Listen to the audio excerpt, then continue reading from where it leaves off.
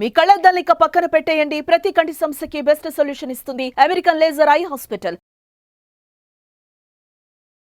ప్రస్తుతం మనతో పాటు ఉన్నారు లోక్సత్తా అధినేత జయప్రకాష్ నారాయణ గారు. ఒకసారి కోల్కతా ఇష్యూపై సార్ అభిప్రాయం ఏంటో తెలుసుకుందాం. సార్ నమస్తే అండి. నమస్తే నిరుపమ. సార్ కోల్కతాలో జరిగినటువంటి ఆ ఇన్సిడెంట్ అఫ్ కోర్స్ మన దగ్గర కూడా చాలాసార్లు జరిగాయి అనుకోండి. బట్ ఇందులో అయితే అసలు ప్రభుత్వానికి సంబంధించిన వాళ్ళు ఉన్నారు, తర్వాత అక్కడ కాలేజీ ప్రిన్సిపలే స్వయంగా ఉన్నారు అనే వాస్తవాలు వింటుంటే ఇది కేవలం అత్యాచారం మాత్రమే కాదు, వెనకాల ఇంకా ఏదో జరుగుతోంది అని. తీరా చూస్తేనేమో ముఖ్యమంత్రి స్వయంగా వచ్చి ధర్నాల్లో పాల్గొనటం, ఆ నిరసన చేయటం, ఏంటిదంతా అసలు ఏం అర్థం అవ్వట్లేదు. నిరుపమ, ఇలాంటి సంఘటనలు మీరు అన్నట్టుగా అడపదలపు జరుగుతున్నాయి. ఇది కేవలం ఒక మహిళకు ఒకళ్ళు జరిగిన సంఘటన కాదు. మన దేశంలో దీనికి స్పందించని కుటుంబం ఉండదు, నాతో సహా. మనకు వెంటనే గుర్తుకొచ్చేది నా ఇంట్లో నా కూతురు ఉన్నది. కరెక్ట్ సార్, అంతే కదా. లేకపోతే నా చెల్లి ఉన్నది, లేకపోతే నా మేనకోడలు ఉన్నది, మా నీస్ ఉన్నది, లేకపోతే మా శ్రీమతి ఉన్నది. ఎవరికైనా జరగచ్చు. అది తలుచుకుంటేనే మనందరికీ కూడా భయం కలుగుతుంది. అందుకనే సమాజం ఎంత గట్టిగా ఎందుకు స్పందిస్తోంది అంటే మన కుటుంబానికి కూడా జరుగుతుందని చెప్పిన స్పృహ మనకున్నది. కాబట్టి దీన్ని రాజకీయాలకు అతీతంగా మనం ఆలోచించాలి. ఖచ్చితంగా. రెండోది, మీరు అన్నట్టుగా విచిత్రం ఏంటంటే మన వ్యవస్థలో ఎన్ని లోపాలున్నా కూడా రాష్ట్రంలో శాంతి భద్రతలను కాపాడే పూర్తి అధికారము, పూర్తి బాధ్యత రాష్ట్ర ప్రభుత్వానికి. Exactly sir. రాజ్యాంగం ప్రకారం జాతీయ స్థాయిలో ప్రభుత్వానికి కొన్ని బాధ్యతలు ఉంటాయి.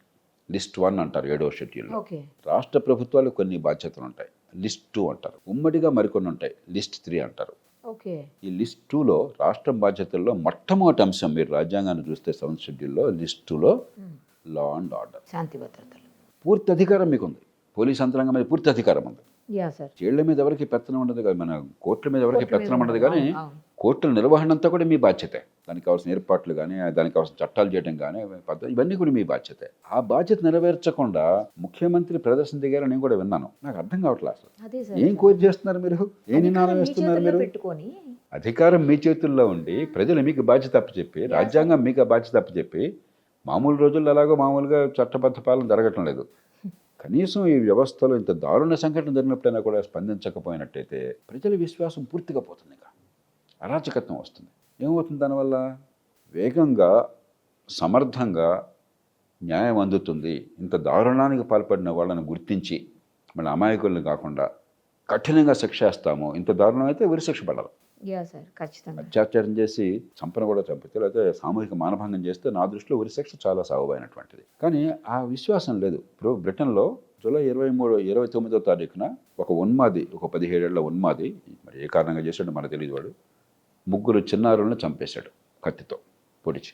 6 ఏళ్ల పిల్ల, 8 ఏళ్ల పిల్ల, 9 ఏళ్ల పిల్ల. సమాజం మొత్తం ఇప్పుడు మన దేశంలో లాగానే తీవ్రంగా స్పందించింది. అక్కడ ఏదో ముసల్మాన్లు ఆ పని చేశారు, కాంతిసీకులు, వాళ్ళ వల్ల అయిందన్న అపోహల్లో అబద్ధం తెలియక రైట్స్ అయినాయి. దేశం అంతా అలా కల్లోలాలు వచ్చినాయి. మనకు ఇప్పుడు మత కలహాలు వస్తుంటే అలా వచ్చినాయి. కానీ గొప్ప విషయం ఏంటంటే 15 రోజుల లోపల 100 మంది ఈ రైట్స్లో పాల్పంచుకుని అరెస్ట్ చేశారు. డజన్ల మందికి శిక్షలు వేశారు. ఇంత ఫాస్ట్గా 15 రోజుల్లో వాళ్ళని గుర్తించడం, నేరాలు రుజువు చేయటం, వాళ్ళు ఆస్తులు ధ్వంసం చేశారు, పోలీసు మీద రాళ్ళు వేశారని చెప్పను, వాళ్ళకి శిక్ష వేయటం అయిపోయింది. ఈ మధ్యన ఈ గొడవ జరుగుతున్న కాలంలో ఏదో వార్త నాకు కళ్ళబడింది, మీరు చూసుంటారు బహుశా. రాజస్థాన్లో ఒక 6-7గురికి చాలామంది ఆడపిల్లల్ని అత్యాచారాలు చేశారు గతంలో అని చెప్పిన శిక్షలు పడ్డాయట ఇప్పుడు 32 ఏళ్ల తర్వాత.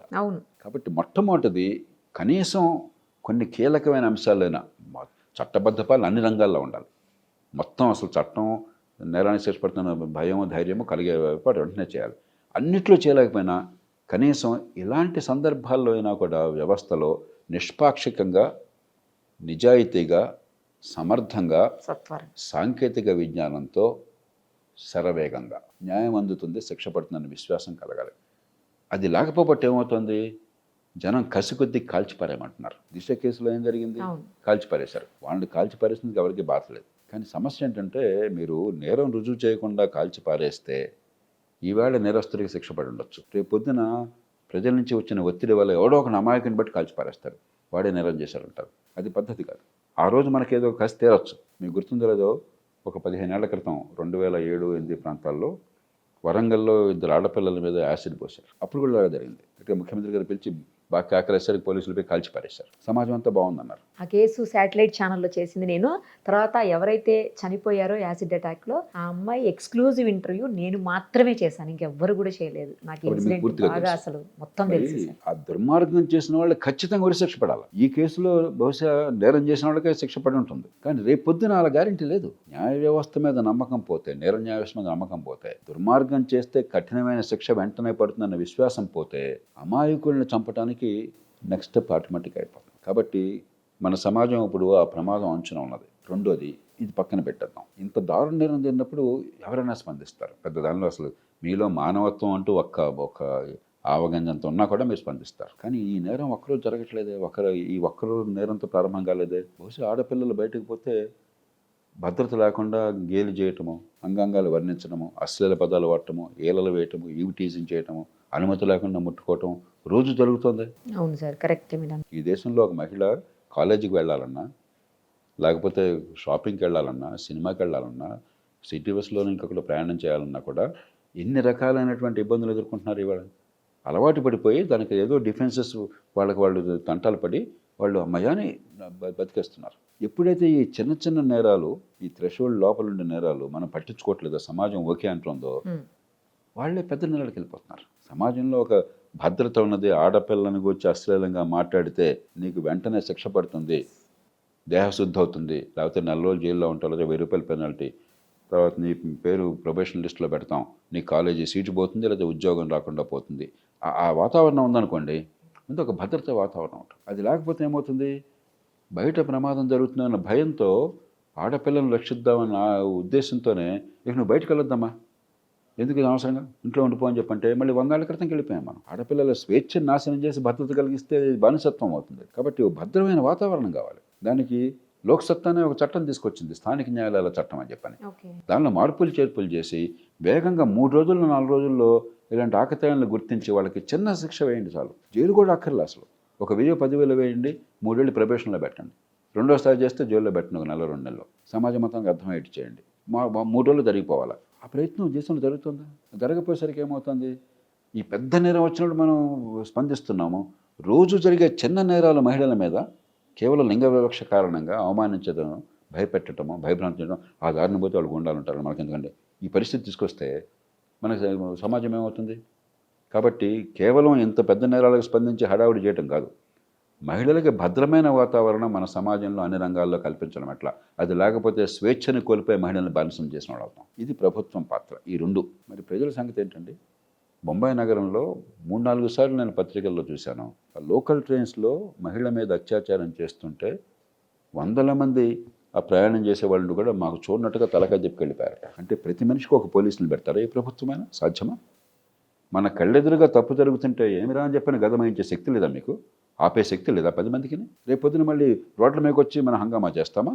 మా కళ్ళెదురుగా ఏ తల్లికి, ఏ పిల్లకి, ఆడపిల్లకి ఏ రకమైన అవమానం, అత్యాచారం దాకా వెళ్ళక్కర్లా, నేను ఊరుకోను, నేను స్పందిస్తాను, వాళ్ళందరికీ బుద్ధి చెప్తామని చెప్పినట్టు ఒక వాతావరణాన్ని క్రియేట్ చేయాలి. ఒక నాగరిక సమాజం అయినట్టయితే నాకెందుకు, వాళ్ళు ఎవరో పిల్ల కదా అని చెప్పి అనుకుంటే ఎంత తప్పైతే రేపొద్దున మీ పిల్ల అవుతుంది.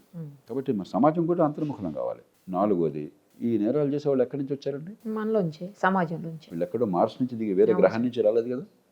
మరి వాళ్ళని పెంచింది మనమే కదా. మన సమాజం. ఏం చేస్తున్నాం, ఓ పక్కన ఆడపిల్లలుగా స్వేచ్ఛ అంటున్నాం, మరో పక్కన ఇంట్లో పళ్ళలు కడిగేది ఆడపిల్లలు, వంట చేసేది ఆడపిల్లలు, భోజనం వడ్డించేది ఆడపిల్లలు, భోజనం అయ్యే కంచం మళ్ళీ కడిగేది ఆడపిల్లలు. మగపిల్లాడు ఏమన్నా చేయబోతే నీకెందుకు నా మగపిల్లాడు కదా, వాడేమనుకుంటున్నాడు, ఇది నాకు ఎంటైటిల్మెంట్ అనుకుంటున్నాడు. ఆడపిల్ల ఎప్పటికీ నాకు లొంగే ఉండాలా, నాకు మానసిగా ఉండాలా, నేను ఎప్పుడు పెద్దవాడిని, ఏం చేసినా చేయకపోయినా, చదివినా చదవకపోయినా, నేర్చుకోకపోయినా, క్రమశిక్షణ లేకపోయినా కూడా అని చెప్పి అనుకుంటున్నాడు. అందరూ అంటారు, కానీ చాలామంది. కొంతమంది ఎప్పుడైతే ఆడపిల్లలు సమాజంలో కొన్ని గౌరవప్రదంగా చేయగలుగుతున్నారో, మగవాళ్ళ కంటే ఎక్కువగా విజయం సాధించగలుగుతున్నారో, ఈ రకమైన భావం, ఆధిపత్య ధోరణి ఓ పక్కన, కసి మరో పక్కన, అభద్రత ఉన్నటువంటి సమాజంలో ఈ నేరాలు పెరిగిపోతున్నాయి. కాబట్టి మన పిల్లల పెంపకంలో, కాలేజీల్లో, స్కూళ్ళల్లో కానీ, కుటుంబంలో కానీ మనందరం అంతర్ముఖం కావాలి.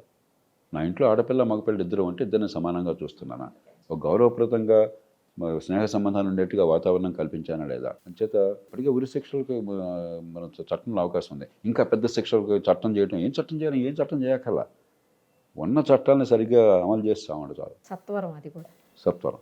ఫారెన్సిక్స్ లేవు మనకి, అక్కడ మరి నాకు తెలియదు ఏం జరిగిందో, కానీ పత్రికల్లో వస్తున్న వార్తల ప్రకారం అసలు కనీస ప్రోటోకాల్స్ పాటించలేదు. నేరంలో సాక్ష్యాధారాలు సేకరించాలంటే కొన్ని స్టాండర్డ్ ప్రోటోకాల్స్ ఉన్నాయి. Yeah sir. ఎవిడెన్స్ కస్టడీ చేయని అంటారు. అట్లాగే అక్కడ ఏది టచ్ చేయకుండా మనం క్రైమ్ సీన్ డిస్టర్బ్ చేయకుండా ఉండాలి. కొన్ని స్టాండర్డ్ ప్రోటోకాల్స్ ఉన్నాయి. కనీసమైన ప్రోటోకాల్స్ పాటించలేదు అంటున్నారు. వాస్తవం కాదో నాకు తెలియదు. మరి అలాంటి సమాజం ఊరికే ఏదో ఒక సంఘటన జరిగినప్పుడు తీవ్రంగా స్పందిస్తే ఆ 2 రోజులు వాతావరణం కనిపిస్తుంది, కానీ భద్రత ఎట్లా వస్తుంది? అసలు ఈ కేసులో ఎఫ్ఐఆర్ కూడా పోస్ట్ మార్టం అయిపోయాక 3 hours ఎఫ్ఐఆర్ చేశారు సార్. నేను అందరినీ కోరేది ఏంటంటే దీనికి స్పందించడం చాలా తేలిక, కానీ అంతకు మించి మనం అంతర్ముఖలం కావాలా. We must build systems. నా మట్టుకు నేను ఆడపిల్ల బయటికి వెళ్తే ఒక అరగంట ఆలస్యం అయితే 10 సార్లు ఫోన్ చేయాల్సి వస్తుంది. అమ్మాయి ఎట్లా ఉందో అని చెప్పాను. అమ్మ నువ్వు పొరపాటును కూడా సొంతంగా రాబాకు, ఎవరితో ఫ్రెండ్తో కలిసి వచ్చేయి, ట్యాక్సీ నువ్వు తీసుకోబాకు, నేను వస్తాను కావాలంటే. నేను అన్న మాటలు వాస్తవం. ఎందుకని మనందరం కూడా మన పిల్లల్ని రక్షించుకోవటం అనేది ప్రథమ కర్తవ్యం. మన కుటుంబాన్ని రక్షించుకోకపోతే మనకు బతుకందుకు? ఎగ్జాక్ట్లీ. కానీ ఎంతమంది అలా సొంతంగా చేయగలరు? అది పరిష్కారం కాదు కదా. ఆ పేరుతో నేను ఆడపిల్లని వెళ్ళొద్దమ్మా ఎందుకు ఈ టైంలో అన్నాను అనుకోండి, కాలక్రమేణా ఏమవుతుందో బానిసత్వం వచ్చేస్తుంది, మళ్ళీ పరదాలోకి వెళ్ళిపోతాం. కాబట్టి స్వేచ్ఛని కాపాడుతూ రక్షణ ఇవ్వటం ఎట్లాగా, దానికి అటు ప్రభుత్వము, చట్టము, మన కుటుంబాలు, మనము, సమాజం అలా ఆలోచించకుండా ఇది మనం ఏదో 2 రోజుల పాటుగా మళ్ళీ ప్రతి కూడా న్యూస్ సైకిల్ అయిపోయింది మన దేశంలో. అది అయిపోగానే మళ్ళీ దాని గురించి అసలు చర్చ ఉండదు. మళ్ళీ ఇంకోటి జరుగుతుంది. ఆ జరిగినప్పుడే మళ్ళీ అందరూ మొత్తుకుంటారు, రోడ్ల మీదకి వస్తారు, మీడియా మాట్లాడుతుంది, అందరూ మాట్లాడతారు. అదే సమయం ఇంకోటి కూడా చెప్పాలి నిర్మా, సార్ నిరాశకూడదు. ఒక ఆడపిల్ల మీద అఘాయిత్యం జరిగినా కూడా అది క్షమించరానిది. కానీ మానవ సమాజంలో మన దురదృష్టం కొద్దీ పట్టణీకరణ ఉన్న సమాజంలో, నాగరికత పేరుతో ఉన్న సమాజంలో మన సినిమాల్లో కూడా ఆడపిల్లని వేధించడం పెద్ద హీరోయిజంగా చూపెడుతున్నారు. కాబట్టి దురదృష్టం కొద్దీ ప్రపంచం అంతా కూడా మహిళల మీద చిన్నవో పెద్దవో ఏదో రకమైనటువంటి ఇలాంటి ప్రవృత్తి ఉన్నమాట వాస్తవం. దానిలో ఈ మాట నేను చాలా జాగ్రత్తగా మాట్లాడుతున్నాను, అపార్థం చేసుకోవద్దు. ఒక్కడి జరిగినా కూడా అన్యాయమే. కానీ మిగతా సమాజంతో పోలిస్తే ఇప్పటికి కూడా మన దేశంలో కాస్త మెరుగు.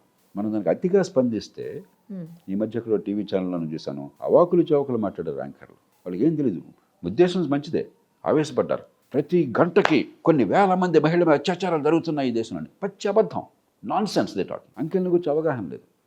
భయాన్ని పెంచడం తప్ప సమాజంలో ఆడపిల్లల్ని బానిసలుగా చేయడం తప్ప దానికి ప్రయోజనం ఉండదు.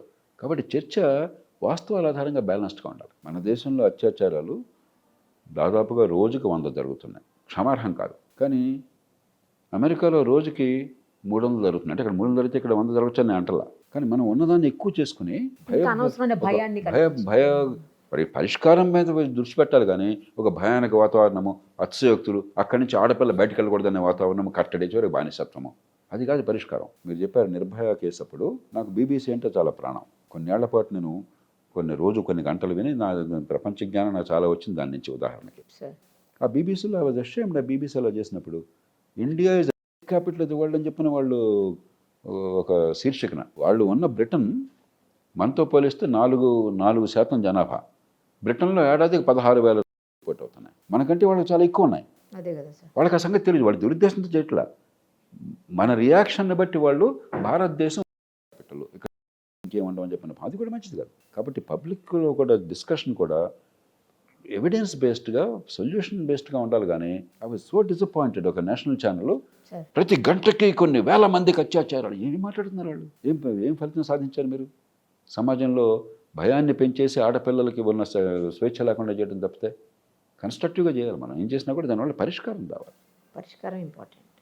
Thank you sir. Thank you so much.